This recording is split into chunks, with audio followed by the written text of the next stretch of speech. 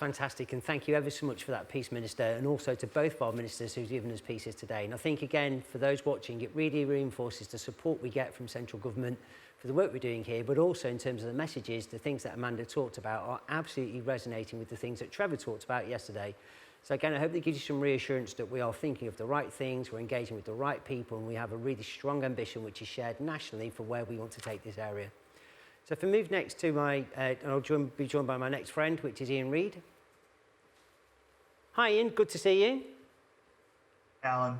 How you doing, you all right? I'm very well, thanks. Good. And did you, I was going to introduce you, but I think you'd do a better job. Can you just tell me a little bit about who you are and introduce yourself? Yeah, sure. So my name's Ian Reid. I am the Chief Executive of the Organising Committee for the Commonwealth Games, which of course are coming to the region in the summer of 2022. So the company I lead, Alan, is very much to do with everything that's around organising both the 11 days of sport, but also the cultural programme that goes around that. What we are not is the organisation that's building infrastructure. Those projects are led by the asset owners, and in our case, primarily the local authorities. But everything to do with the event itself, from ticketing, catering, the security, the technology, etc., all comes under the company that I lead. Wow, and you've got one deadline, and it's not going to move, is it? No, and actually the great news today around the vaccine is hugely positive for us, as you would expect, because we've been doing a lot of planning around what would the games look like if we were in the unfortunate position of still having social distancing and challenges around getting athletes from around the Commonwealth into the country. But hopefully things look a bit more positive now. So yes, a date in July 2022, 28th of July is the opening ceremony, and it runs through to the 8th of August. And do you want to just bring the games to life for me? So you say it's 11 days as a festival of sport. Do you want to just bring that to life? Yeah, I don't think people fully sometimes appreciate the scale of an event like the Commonwealth Games. So it's probably the third or fourth largest sporting event in the world. We will be, across our 19 sports, selling somewhere in the region of 1.4 million tickets for those sports. And of course, if you think about it, almost like bringing 19 World Championships all taking place in the region at the same time.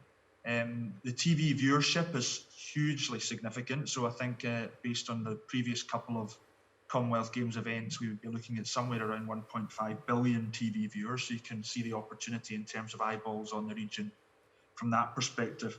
And as I mentioned earlier, there's a big cultural programme that sits around it as well. That will run for about 6 months, and probably from around about April through to September or so during 2022 as well. And that will be a grant-based programme whereby a huge number of organisations across the region can access funding for that.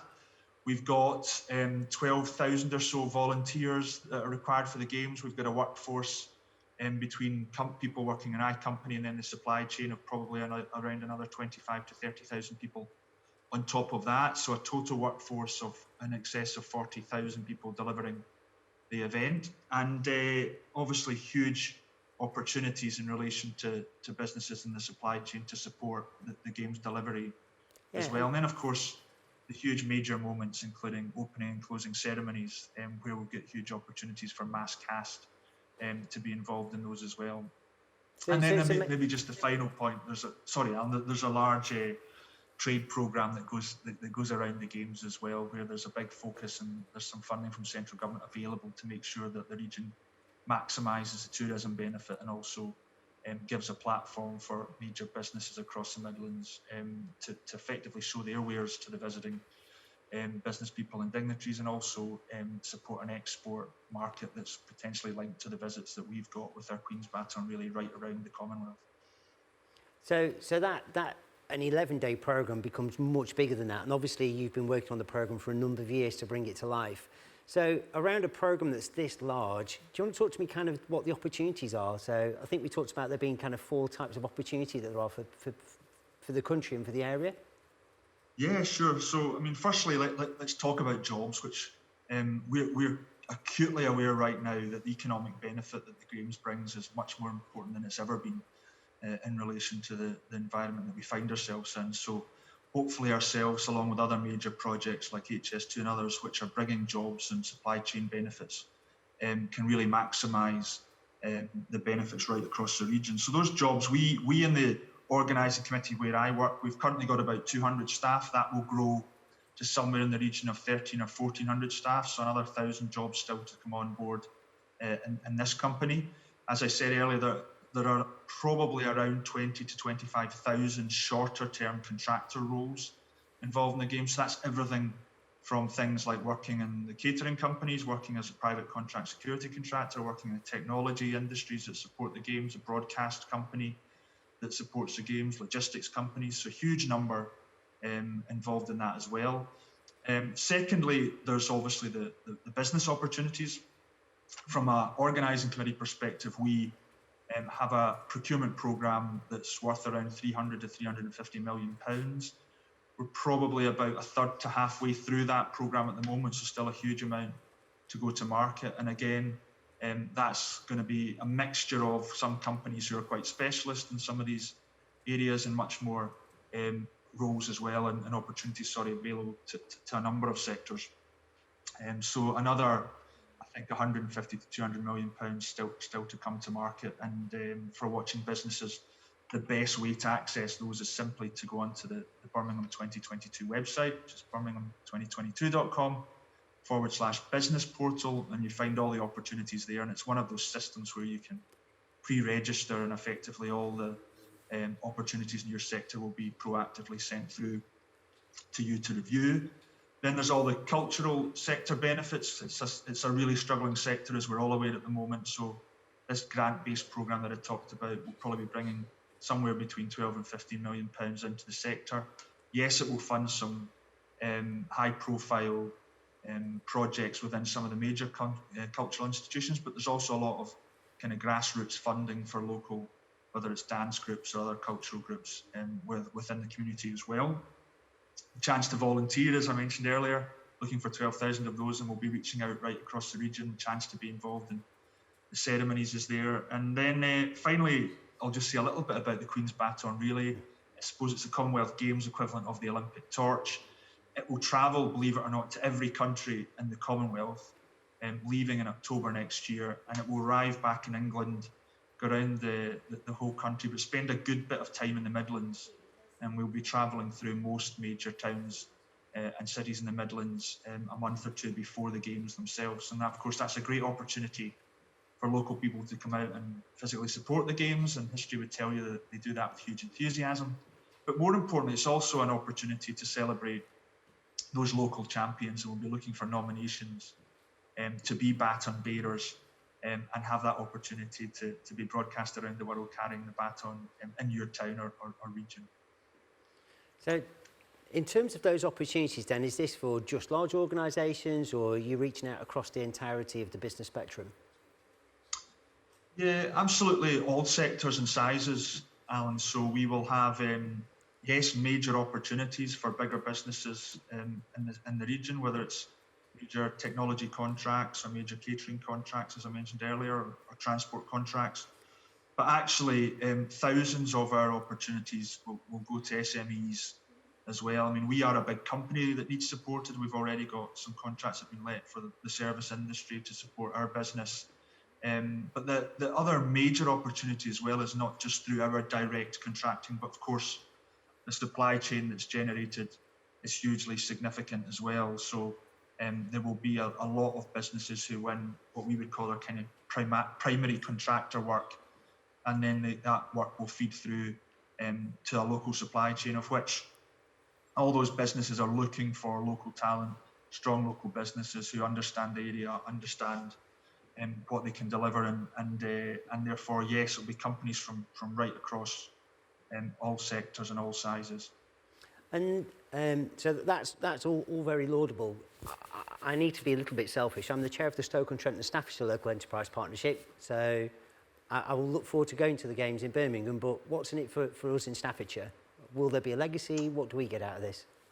Yeah, so I mean, I think first point to make is everything that I've just run through there applies as much to Staffordshire as it does to Birmingham itself. You know, that we are putting all our opportunities out to tender, so that will be an absolute equal playing field.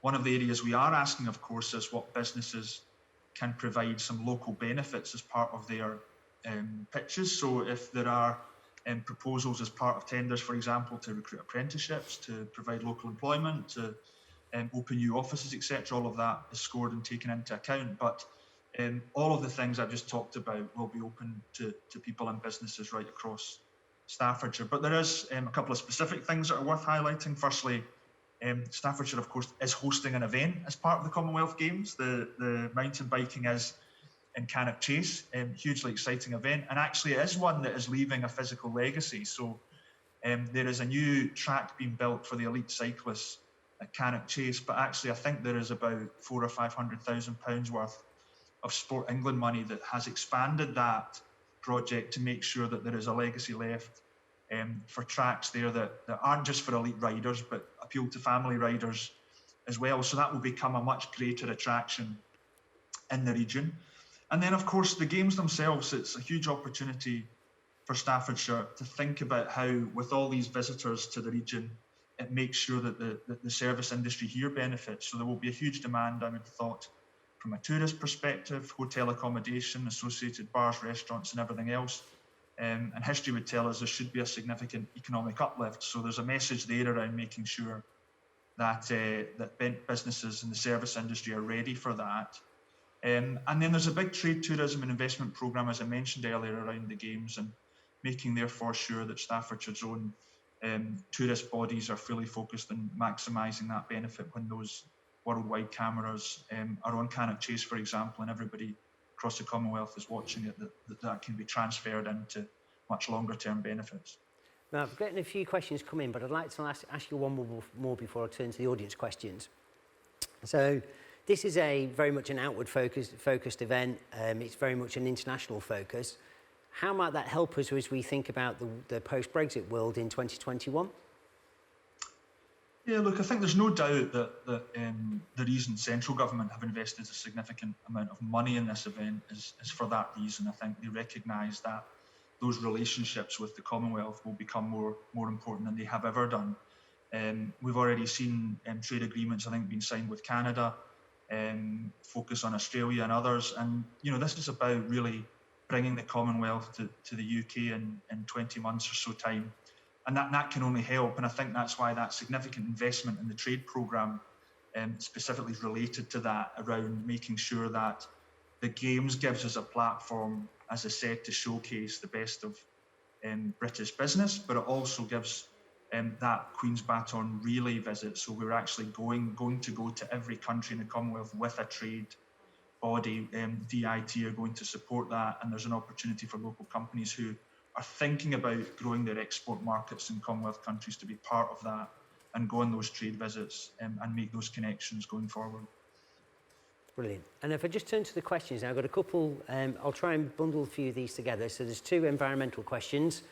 So the first one is, do you have any environmental goals for the Games? And the second one is, will this region struggle with an increase in air pollution as a consequence of the Games? Yeah, so very good questions, and a huge focus for us, as you would expect. So we are going out shortly with a couple of public statements around this.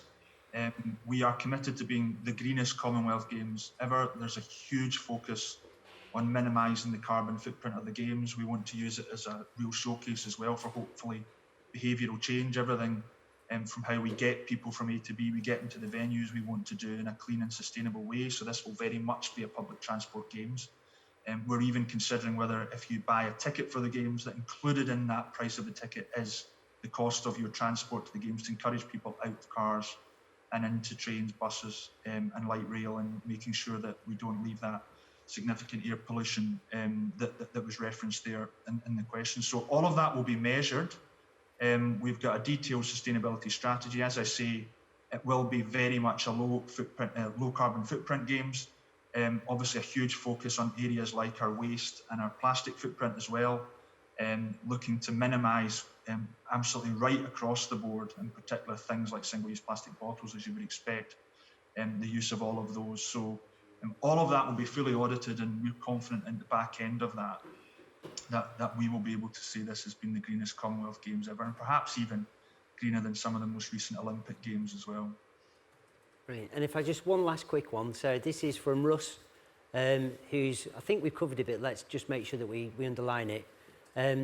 Russ is as a business, and he's saying he can help with recycling of bicycle tyres, but also how does he get to help and support in terms of the work at Cannock's Chase? So I think that's the supplier portal, is it? Yeah, so the business portal for any opportunities there. And if there are any ideas that are around, whether it's in sustainability space that perhaps aren't specifically about looking for job opportunities, then there is a mailbox, simply inquiries@birmingham2022.com.